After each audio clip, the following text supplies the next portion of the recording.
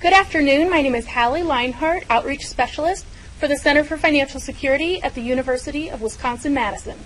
Thank you for joining us for today's webinar, Impact of Finance's 50-Plus Training Classes on Individuals' Financial Behaviors, Results and Implications.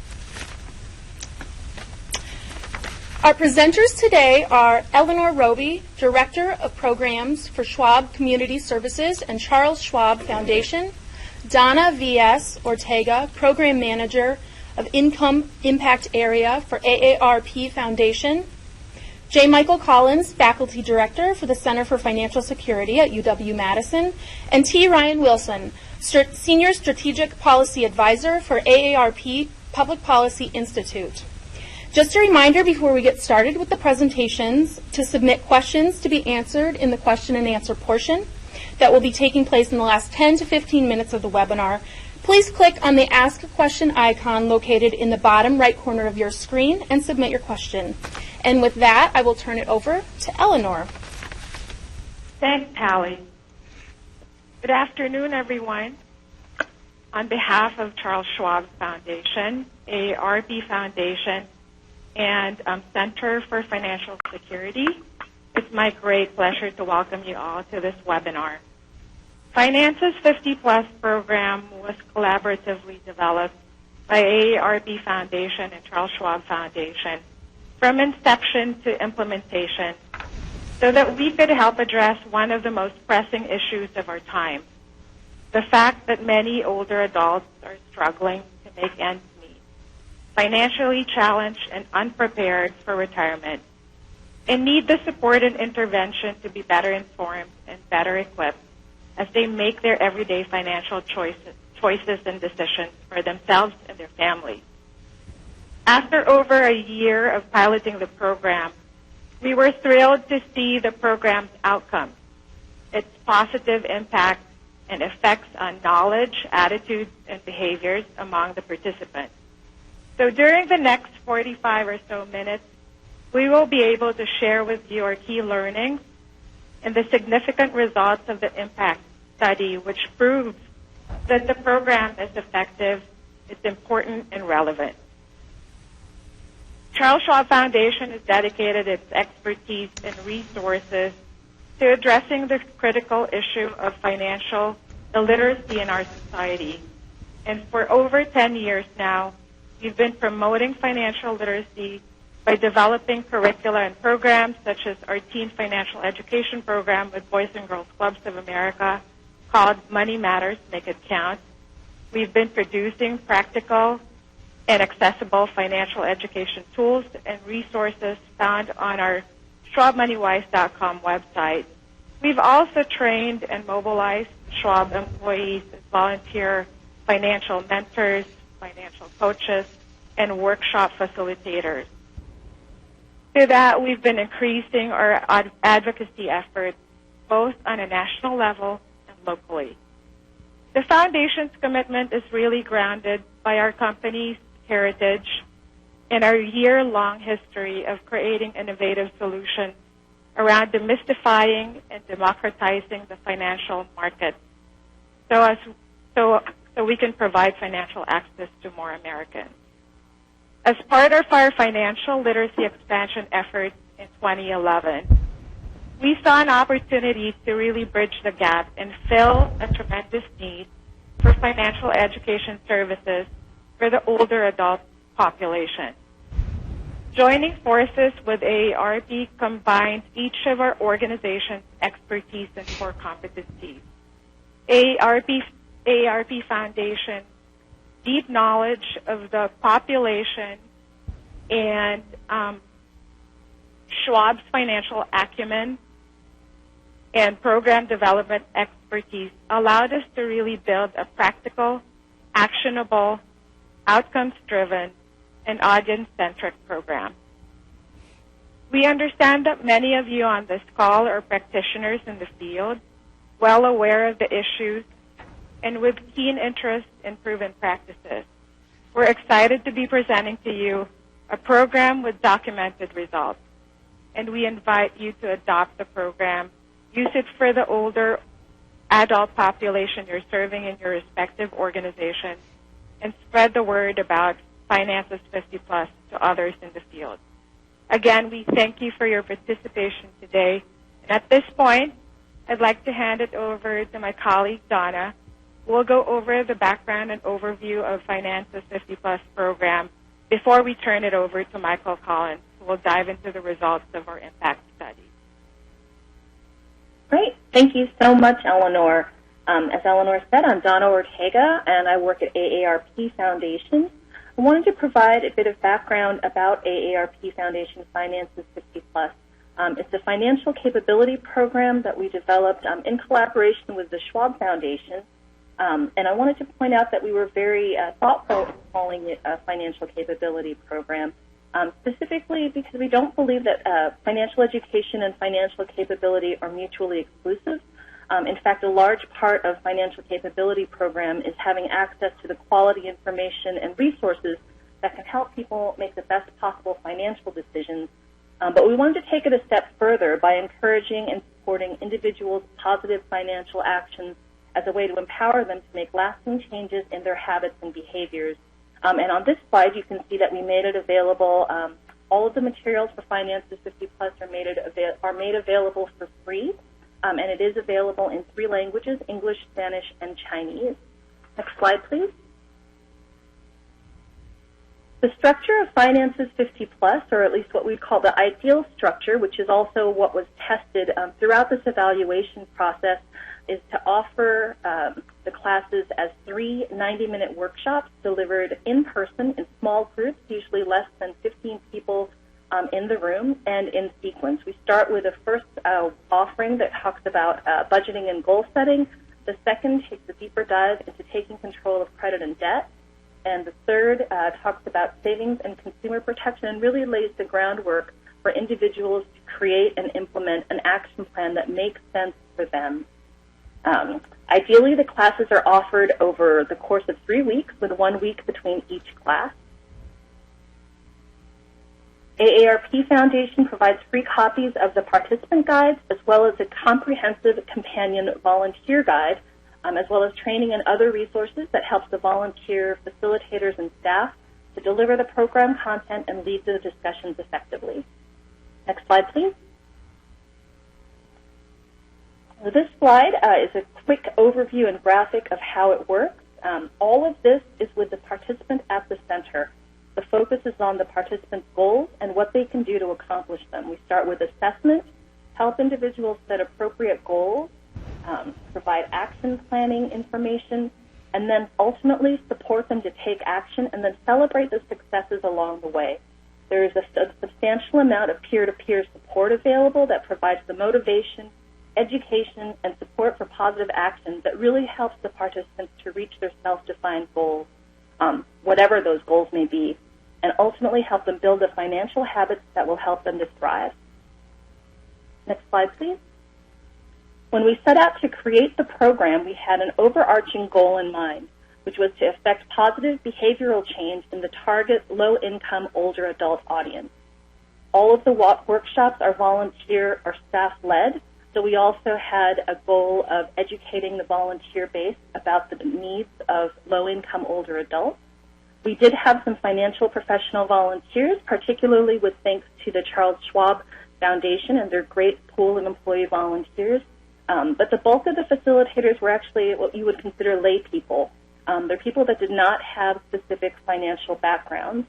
We also, because we set out with evaluation and being able to help inform the field of asset building and financial literacy right from the start, we wanted to make sure that whatever evaluation we could provide of our program was something that ultimately could help move and further the field's knowledge. As we were starting the program, we found that older adult financial programs tended to focus on financial education, and in particular financial knowledge around retirement preparation, investment, and diversification. We really wanted to broaden the scope and create a new offering that could be more responsive to the needs of older adults who find that retirement, or at least traditional retirement, was not their primary goal or their primary motivation. And we hope that the information that's going to be shared about the findings and methodology from our evaluation will be helpful and help move the field.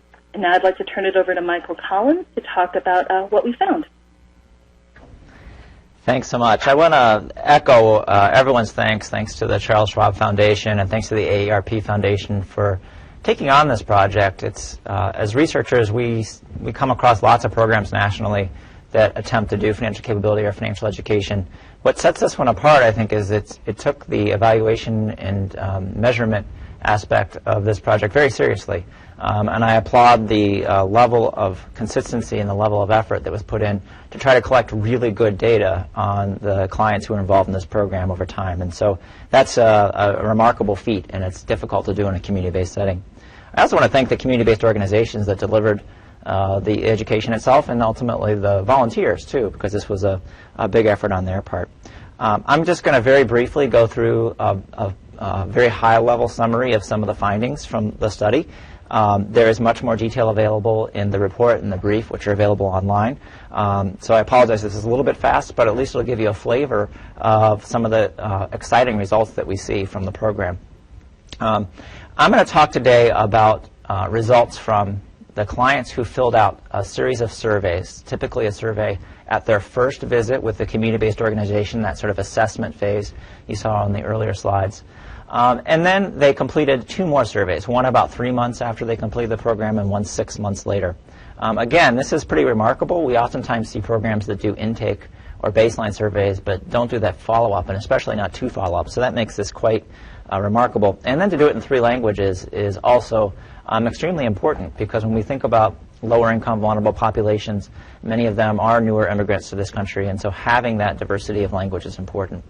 The data collection itself took place over about a 1.25 year period, as you can see here. So this was a pretty intensive effort. The baseline was done as a paper survey as part of that first visit, and then the follow-ups were either mail or online surveys, depending upon the client's preferences and the program design. The clients did get some modest incentives for completing these surveys, which is very typical in a project like this. Getting that kind of ongoing cooperation is vital. This gives you a sense of how many people were engaged in the project and how many were engaged in the data collection. This is very, very typical. In fact, I'm very encouraged by the response rate that we saw in this particular project. It's not unusual for us to see as little as 10 or 20% of people responding, and here we got a third or more replying in surveys over all 3 waves. So I'm mostly going to talk about the data from the baseline to 6-month changes, but as you can tell, we have pretty rich data on people at various stages in their development on the project. You've heard a little bit about the project itself, but the investment in the survey and the investment in the study, I think, is significant and worthy of noting as well. This gives us a unique snapshot into a population of people at an important teachable moment. These are people who are at retirement age, very near retirement age, or have entered the first decade or so of their retirement. From a financial planning perspective, this is a key time. This is when you make that shift from savings to spending down your savings, being able to stretch out your savings over the course of your retirement, and also getting debt under control, because once you go to a fixed income in retirement, having increasing debt can become a particular problem. So having a good snapshot of this population and the issues that face this population are really important. The other thing that we are able to do is ask people in these questions not only about how they feel or about their attitudes and their knowledge, but actually some of their behaviors as well. And so we get some insights into what they're doing as well as to how they're feeling and what they know. This just gives you a sense of the demographics of the population that are in the program. And again, this is the subset of people who completed all 3 of the surveys, the baseline, the 3-month, and the 6-month. But this is pretty similar to the group at baseline as well. We had some attrition, but the attrition didn't unbalance the sample too badly. Predominantly female. This is very common. For most financial education and capability programs, we tend to see more women. We can have a discussion about gender later, but this is a very common thing that we see. A mix of different backgrounds and home environments. I want to draw your attention particularly to the income. 2/3 had incomes less than $35,000. So, there's definitely some signals here that these are folks on a lower income. A slight majority are renters, and about 1/3 have a high school degree, and about half are retired. And so keep that retirement fact in place as we go forward. We look at where people were at the baseline. Again, these are people in their just pre-retirement or just post-retirement. about 57% are worried, either very or somewhat worried about their financial situation. 21%, that's 1 in 5, spent more than their income in the last 3 months. They self-reported spending more than their income in the last 3 months. Most of them did not have much in the way of assets. These were not folks who had big 401ks or access to other kinds of special programs that were available to them. So in most cases, we're talking about folks who had just a few $1,000s and very few that had hundreds of thousands of dollars. And I think most important is this last point, and I'll come back to this at the end of my section, is that less than half, only 42%, had a financial goal. From a financial planning, a financial behavior, or actually from any kind of behavior perspective, one of the key things that drives people to make positive change, to take control of whether it's finances or diet or exercise or whatever it is that they want to try to take control of, it's having a goal. And so just having people come in and form a goal and take some steps towards planning towards that goal is a significant step. So just a quick overview of the findings. Comparing the baseline to the 6-month follow-up. We see changes in attitude, positive changes in attitude and confidence. People feel more in control, less stressed. We see changes in behaviors, things like paying bills on time, not having as much trouble with creditors, paying down debt. We also see some significant changes in well-being measures, and we can think about well-being in different kinds of ways, but signals that make us think that people feel like they're more in control, they have goals, they're setting out plans, and they're taking steps. So here's an example of an attitude and confidence question. So the question was, how worried are you about your current financial situation? The blue is the baseline, and then the red is the 6-month follow-up. And you can see that in most cases, we see people shifting from being very worried to less worried. And that's a key thing. That stress, that anxiety, that sort of mental health aspect of worrying about money, how to make ends meet, can be something that's very tough for people to deal with, especially when they're on low incomes and otherwise financially vulnerable. We also see confidence shift, particularly people, if you look at the very bottom bar about don't know, where they just don't know how they're doing. We see a big shift there in people who now feel like they have more control.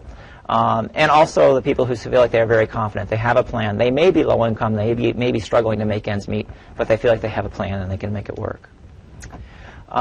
Here's a number of different behaviors. So I talked before about confidence and attitudes. Now we're going to shift to some discussion about behaviors, which oftentimes as economists, that's one of those key things that we care a lot about. And so maybe the baseline numbers are interesting because you can see, again, some signals of how financially vulnerable some people are. But also the shift from the baseline to the follow-up. And what you see in that far right column, that net change, is the marginal effect. So the difference between the 6-month and the baseline divided by the baseline. It gives you a sense of that marginal change of from the baseline to the 6-month follow-up. We see that people are much more likely to pay more attention to their account statements, so just checking for errors, which is a key behavior in taking control of your finances. Reducing spending. Prioritizing debt repayment, and we'll see that come out in some of the other results too. Reviewing the costs and fees associated with financial services, and calculating net worth, a very basic task that most people have to do at some point as they approach retirement and figure out how to manage and plan for their retirement. We see some more shift now in behavior, but these are some negative things like overdrafting on a savings account or being contacted by a debt collector or taking out a payday loan, all signals that people are in, they basically have a liquidity crunch. They're trying to make ends meet, and so they're using pretty high-cost methods to make cash flow work for them. And we see declines in the use of all of these things, which again we can link to some of this goal-focused behavior and focus on implementation. I mentioned earlier that goals are one of the key drivers of behavior change, a positive change or behavior change, no matter what domain, but particularly in the financial domain. And here we see from baseline to the 3-month follow-up to the 6-month follow-up a steady increase in the portion of clients who took part in this program who said they had at least one financial goal. It's hard to know where you're going if you don't have a plan. And so these are people who now have a plan, they have a goal, and they're taking action to get there. And that's what we show on the next slide, is that people are sort of having an action plan. They wrote it down, planning and having a financial plan. And in some cases, these are pretty basic financial plans, things like paying debt or having a monthly calendar to think about when bills are going to be due. But still, that can really help people get back on track. We see a number of different shifts in the data, which could be linked to well-being and what people might perceive as their well-being. For example, in these two charts, we see from the baseline to the 6-month follow-up, people who are saving more, and the shift in people who are saving more or the same relative to before. Likewise, we see shifts in spending, where people are making shifts in their spending, and the people who spend more than their income, which I think we most agree is not sustainable over time, especially as you enter into retirement. So we see a decline in the share of people who say they're spending more than their income each month. We see some improvement in financial well-being, and particularly we see people who report paying off some debt. Entering retirement, most of us use debt at some point in our lives for all kinds of different purposes, home buying, auto buying, trying to make ends meet sometimes. But as you approach retirement, ending retirement with debt means that there's going to be less and less that you can actually spend on food and daily living as you get into retirement. So paying down debt is oftentimes a good strategy, especially if it's high-cost debt. And we see a sizable portion of the clients in this program paying down debt after taking part in the program. This table kind of summarizes some of the marginal effects of taking part in the program. And I'll running out of time a little bit, so I want to highlight one particular finding, and that's the very bottom there about the household debt. And 35% reporting that they decreased their debt. Again, I think we oftentimes approach paying down debt with some caution, especially when you're talking about younger people, where sometimes taking on debt can be the doorway to positive things. In this case, paying off debt for people at this age group and this demographic is probably a pretty significant step. Very difficult to do on a low income as well. And so that is an example of one of these changes that we see. There is some evidence that perhaps people even use some of their savings for paying off debt. Oftentimes when we look at programs, savings is this goal that drives us, and we think that it's important for everyone to save. But in this case, high-cost debt, there's really no better investment than paying off a credit card, for example, at a 25% interest rate. It's hard to match that with any kind of savings product. So this is a case where we think that this might be a good signal of people taking charge of their finances. So with that, as I said, that was sort of a quick overview, and I apologize, but there is more detail available online with the full report and on the brief as well. And of course, these slides are posted online as well. So I want to turn it now back over to Donna. Great. Thanks so much, Michael. As even having reread and reread both the report and the brief, I'm always really excited to hear about the really amazing impact that the program has been able to have.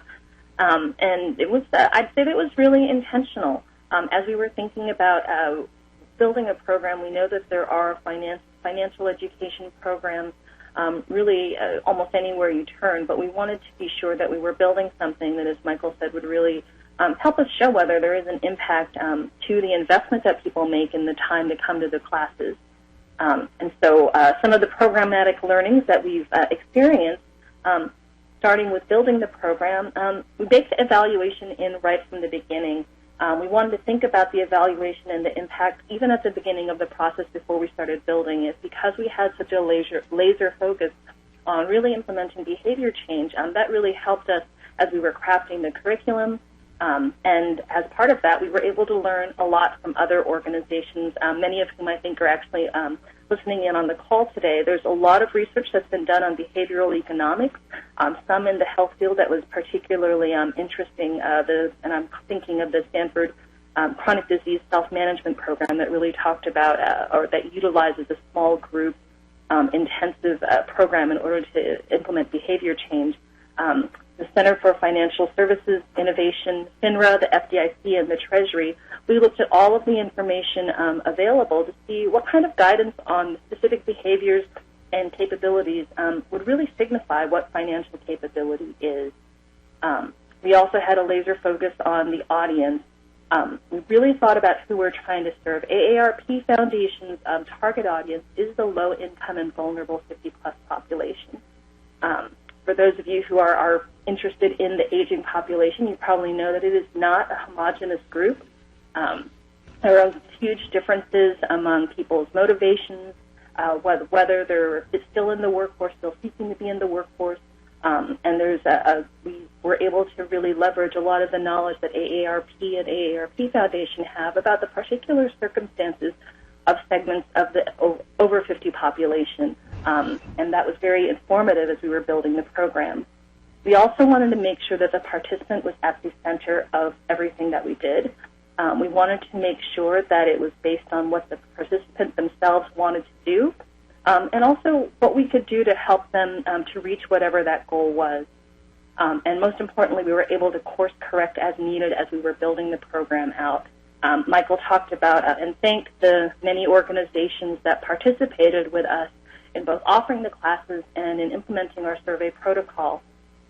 Early on in the process, when we started the evaluation, we realized that our initial method of trying to collect data was not working. We thought we could do the bulk of the surveys via phone. And we found out early on, based on feedback and knowledge, learning from the organizations we were partnering with, that really wasn't feasible. And so we were able to course correct very quickly and actually turn to the paper survey process.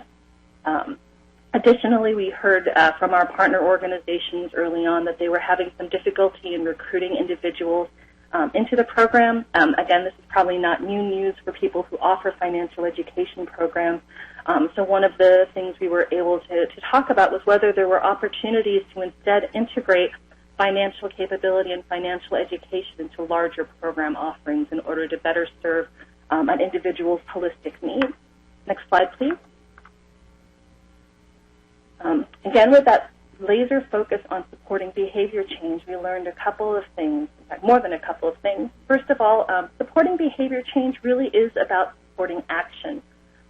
We want to break it down as to which types of actions we wanted to be able to support. Michael mentioned some of them, certainly as having people actually review the information available via their financial statements.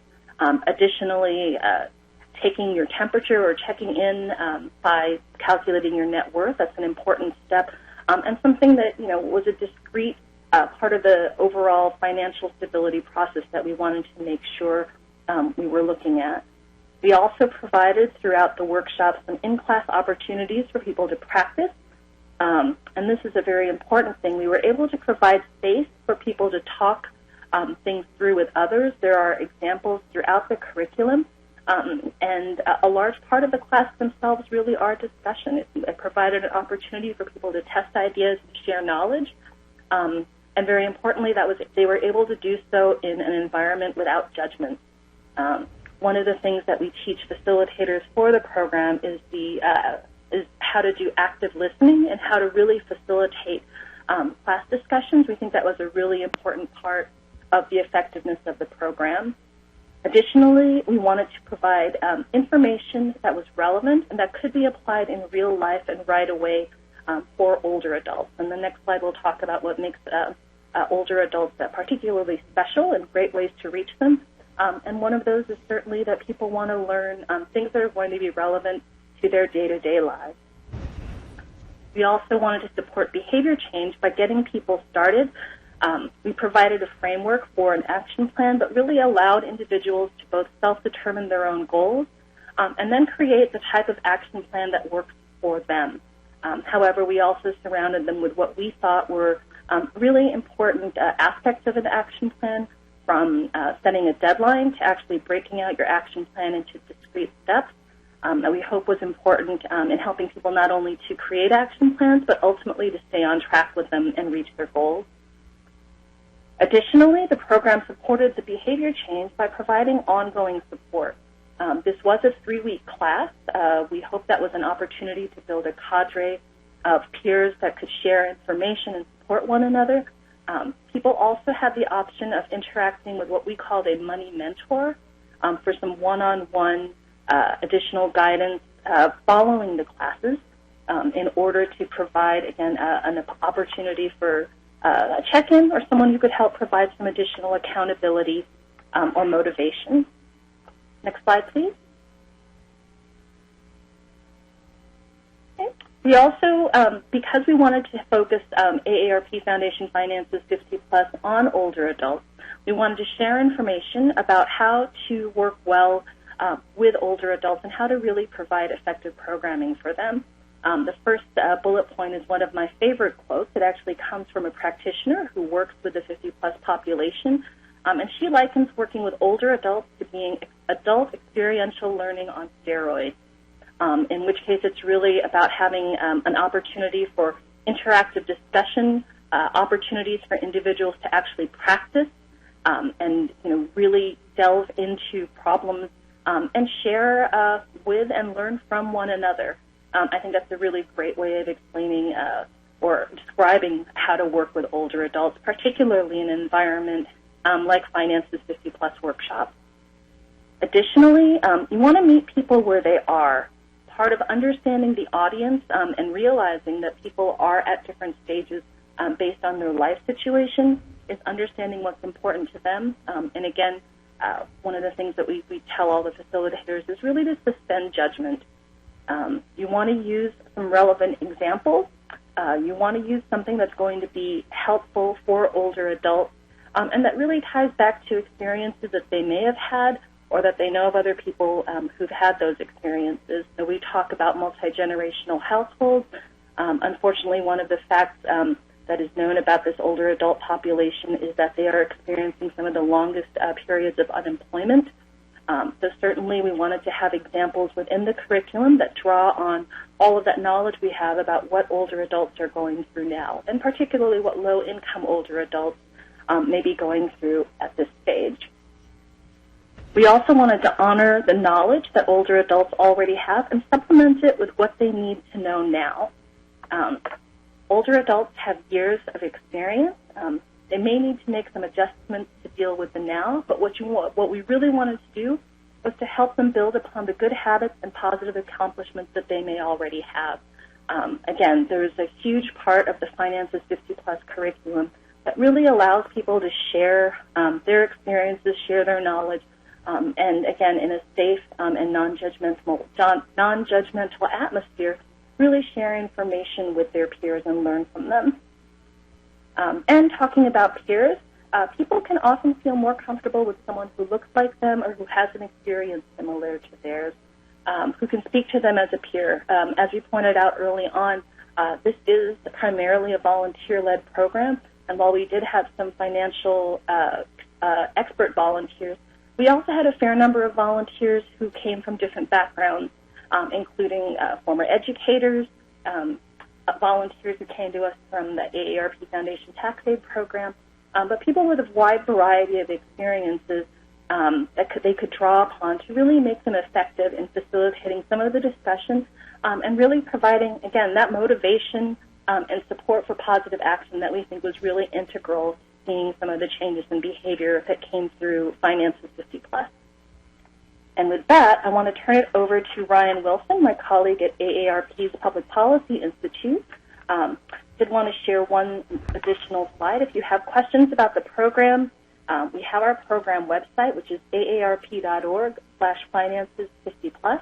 And I also want to thank one of my colleagues who unfortunately could not be on the call today. Chris Rutledge is actually on vacation, but I wanted to give him a shout-out since he has been very ably partnering with me on implementing Finances 50 Plus since its inception.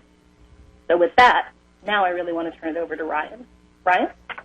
Well, thank you, Donna, and thank you all for joining. I am Ryan Wilson with AARP's Public Policy Institute, and to introduce what that is, our Public Policy Institute is AARP's internal think tank. We do independent research and organize forums in order to come up with policy solutions to help guide policymakers and companies who are trying to do the right thing and help people live healthier lives and to be more financially secure as they enter into retirement.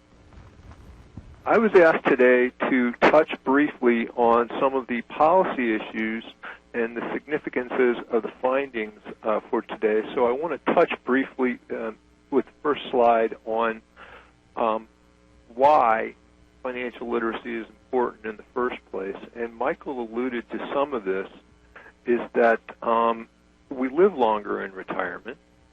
We between the years of 1970 and 2011, approximately a 40-year period, we've gained about 6.5 years worth of living. That means we have a longer period to plan for. But also during this period of time, especially accelerating after 1980, we've come into a period of what we at AARP, or some of us here, call do-it-yourself retirement or self-service retirement. Individuals are more responsible about making their own financial decisions because they've moved out of a defined benefit plan into a defined contribution plan like a 401k or other type of plan.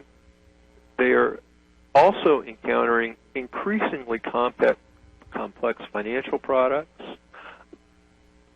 and that there are higher cost financial products aimed at the lower income individuals, at the lower income households, as well as increases in responsibilities, both financial and familial, for households as they age, both caring for their children and for their older parents. Next slide, please. Several studies have shown that the importance of financial literacy. Financial literate households are more likely to plan for retirement and other financial goals. They are more likely to save for emergencies, and they are less likely to use high-cost borrowing and other financial services such as check cashers or payday lenders. They are also less likely to incur late penalties and other charges on credit cards and other forms of debt and financial obligations. In one survey, those households who were classified as less knowledgeable were only 29% of respondents, yet still incurred over 42% of the late charges and other fees associated with credit cards. So you can see that the importance of a good financial education program. Another issue is that, as was alluded to earlier, older adults have more financial liabilities than in past generations. A recent study showed that 47% of those aged 65 to 74 had a mortgage or other debt on their primary house. 37% had credit card debt, and another 26% had some sort of installment debt like a car payment or other type of debt. All in all, over 65.5% of those in that group, in that survey, had some form of debt in that period of entering retirement, in that phase where it's harder to come back if you do have debt, because you're more and more on a fixed income and more with limited abilities to address debt or other emergencies.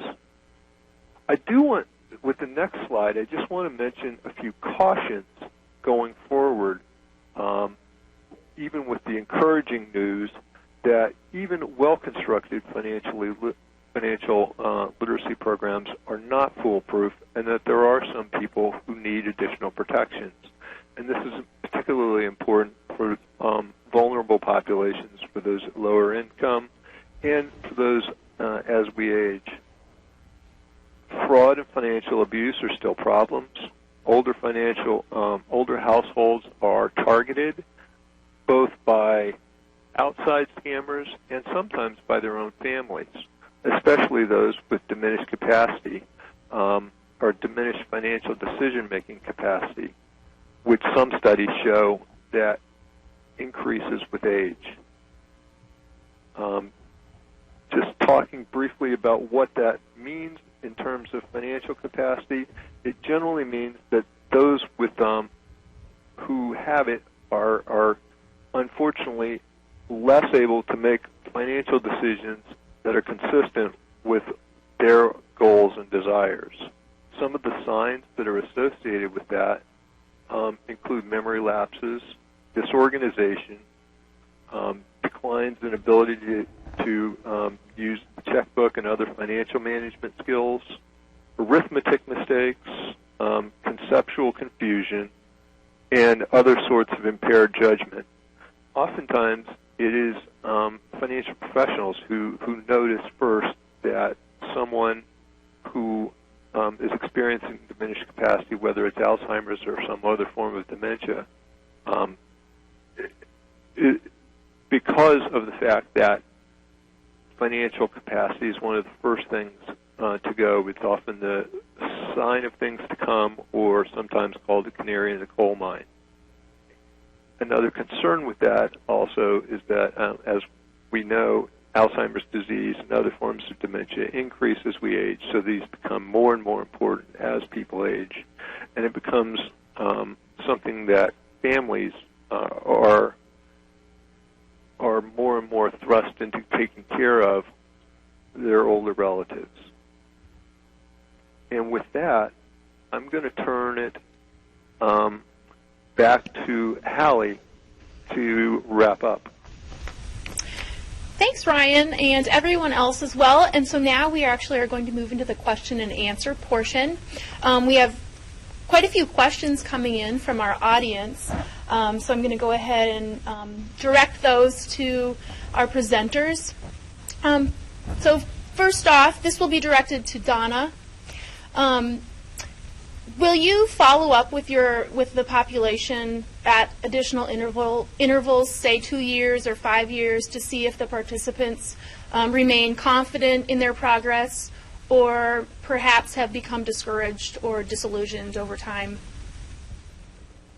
Unfortunately, and I wanted to talk to or call out my colleague Lana Choi Allen, who's also on the phone with us today, who really spearheaded the evaluation surveys, and without whose help we really would not have been able to do this.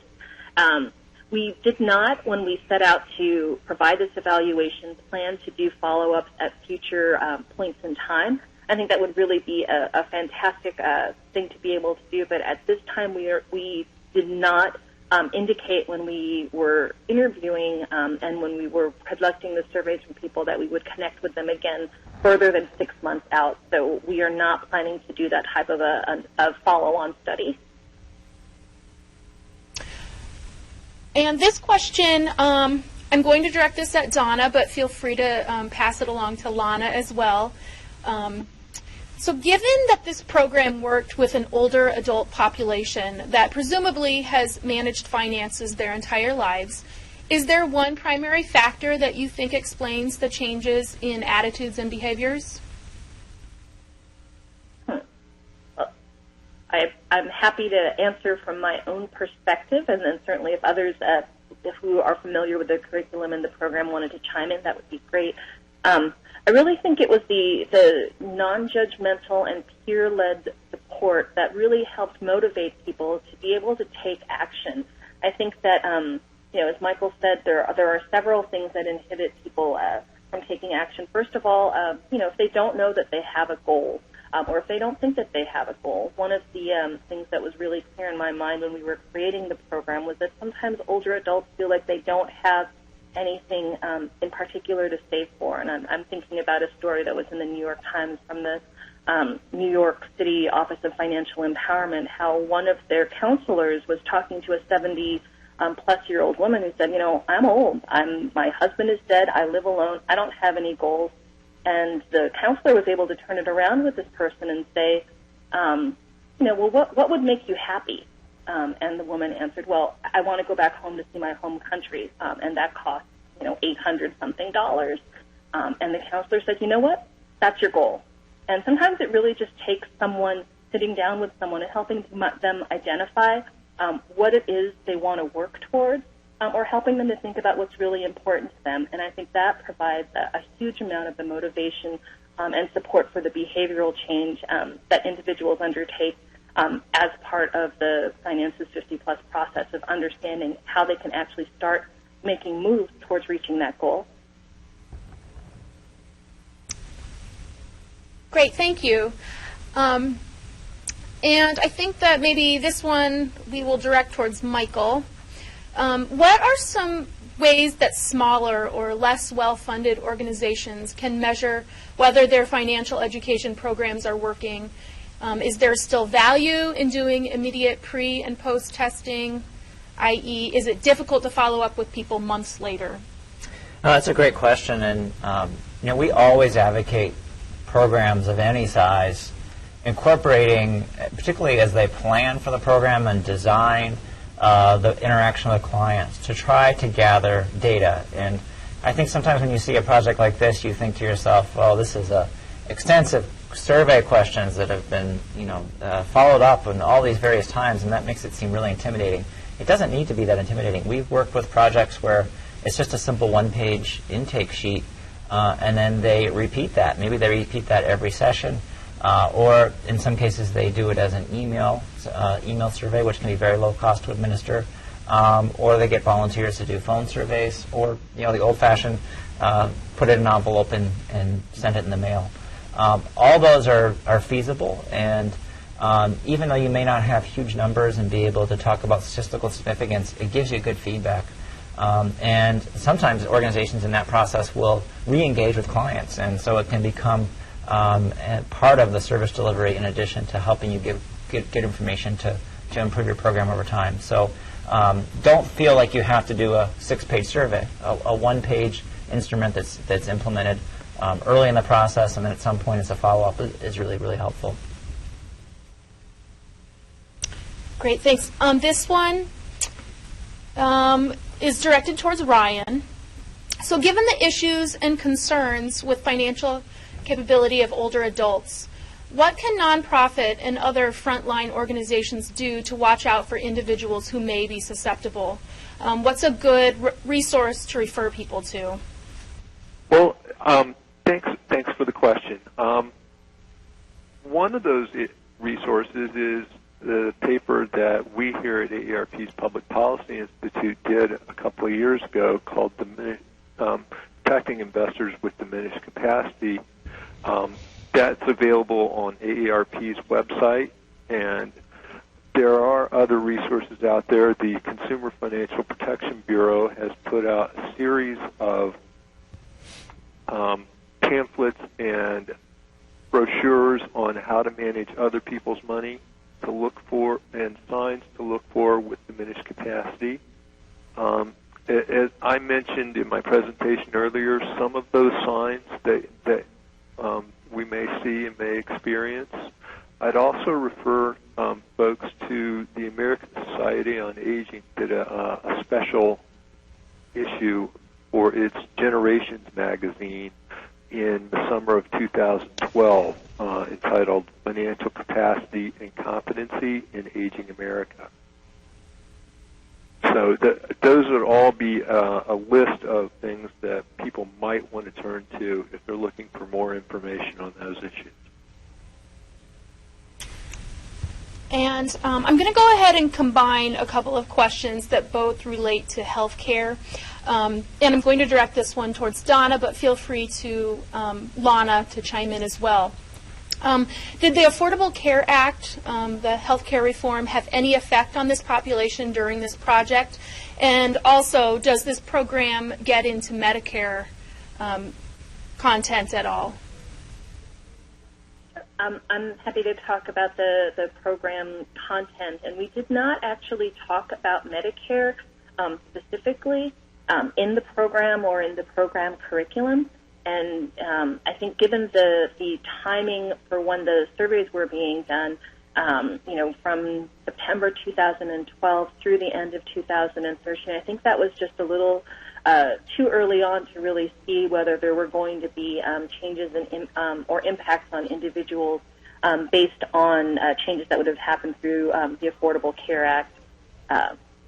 Lana, I didn't know if you wanted to chime in on that one, if you know more about the health care changes. Oh no, I think what you said was good. Great, thank you. So I have another couple great questions regarding the program cost. People are interested in how much this program costs per participant and how much the study, or how much this program actually would cost an organization. So we're looking at kind of impact on an organization's resources. And I'll start with that. And certainly, again, we cannot thank the Charles Schwab Foundation enough, because their early investment of the grant was for $1 million over several years, really helped us to craft the curriculum, to test it, and additionally to provide this level of data collection and evaluation for the program. We still have the curriculum available, and we're continuing to share it with other organizations. We provide all of the materials for the program for free. So again, it's a fairly substantive book that covers all of the information in all three of the workshops. Additionally, that comes with a volunteer or facilitator guide, which serves as a teacher's manual. That's also available for free. As far as the cost of implementation for an organization, that's really up to them. We've tried this with a volunteer-led model. We continue to train volunteer facilitators on a regular basis who then go out and lead the workshops in community organizations. But certainly if organizations wanted to have their own staff or volunteers be brought up to speed and able to facilitate the workshops, we would be happy to do that for them as well. And I think the second half of the question was around the overall cost of the evaluation portion. Is that right, Hallie? Yes. And Lana, you can correct me, but I'm thinking it was about a fifth to a quarter of our overall budget was for the evaluation. Great. And this question I'm again going to direct towards Donna or Lana, but this is interesting in terms of the Money Mentor program that you mentioned. Do you have any insights from the research on the impact of that additional one-on-one time that participants spent with the Money Mentor? For example, do you know whether those who met with the mentor had better outcomes than those who didn't? That's a really great question, and that's certainly something that we wish we would have been able to look at.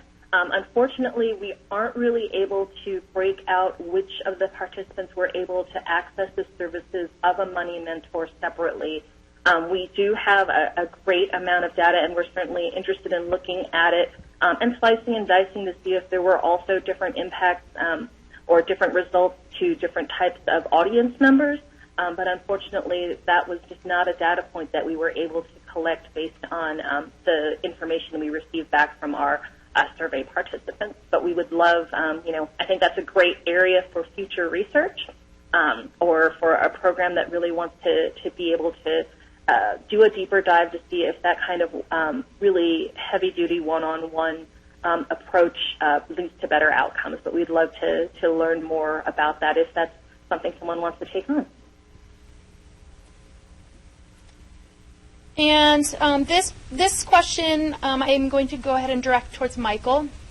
Are there aspects of this program that can be overlaid on existing financial literacy programs like financial coaching, or would an organization need to offer it in full? It's a good question. I mean, I think what's nice about this program is that it's cohesive. It's been well thought out, and it sort of can be a turnkey solution if the goals of your program and the goals of your target population align with the direction of the Finances 50 Plus. That said, I think the process that the folks at Charles Schwab Foundation and the AARP Foundation and others went through to develop this program is something that you could apply regardless of what population you're focused on or even what content areas you're focused on. The fact that this wasn't just here's a terms and definitions sort of, we've seen too many workshops and classes that are, stand in front of the room, dictate to people about different rules or different definitions, and you just lose everyone, and that's true for adults and children. So having the applied nature of it, having to be about more than money, focusing on goals, focusing on the aspects that are related to finances but aren't driven by finances. And so I think that is all part of what makes this a valuable approach. For example, the active listening, the use of peers, the use of volunteers.